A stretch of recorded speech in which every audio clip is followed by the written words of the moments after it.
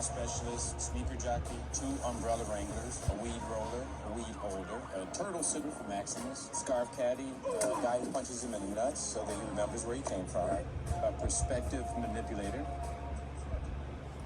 Oh, that's a guy who's slightly shorter than Connor, who he pays to stand near him at events to make him look taller. You know, back in my high school days, I was in a band.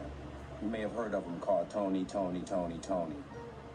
We broke up over creative differences. Each Tony had an exclamation point after their name, and I thought my name should have a question mark. So it would be Tony. In hindsight, it was not my best decision, but that led me to Connor, so who's laughing now?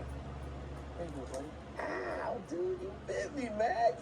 This is my best friend, Maximus. My mom gave him to me when I was 9 years old, right after my dad died. I feel like he's like the closest thing I've ever had to like a little brother or something.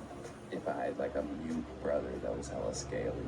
As a hatchling, the doctor said that he had been diagnosed with soggy bone syndrome and that he was not gonna make it past like 6 months. But that was 20 years ago. You're my best friend. Don't tell Owen. Come on up here. This is Owen's world right here. This is where I keep all my gear. This is one of the earliest synths I ever got. The DX7 is a classic. Oh, in Connor's show? No. In Connor's show, I just use this. It's an iPod, 60 gigs. So, you know, I can fit the entire show. And plus, like, a bunch of dope audiobooks.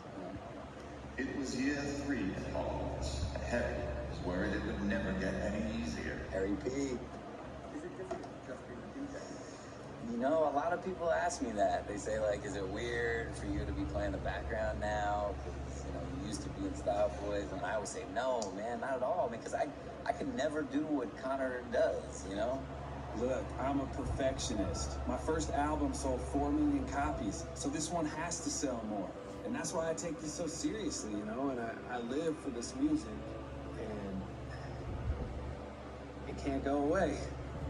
That's why I personally wrote every song on this record, and I used over 100 producers for just 17 tracks to guarantee that they're all hits. I made a lot of the beats on the first record, but on this one, Connor said he really wanted to branch out. It's good for him to grow, you know?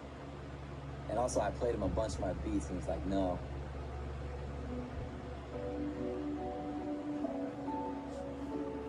What's up, y'all? I have a single coming that addresses some social issues that I think are being ignored. So keep your eyes peeled for that. We're going to be surprise releasing it next Thursday at noon. And that's it. Discrimination. That ain't right.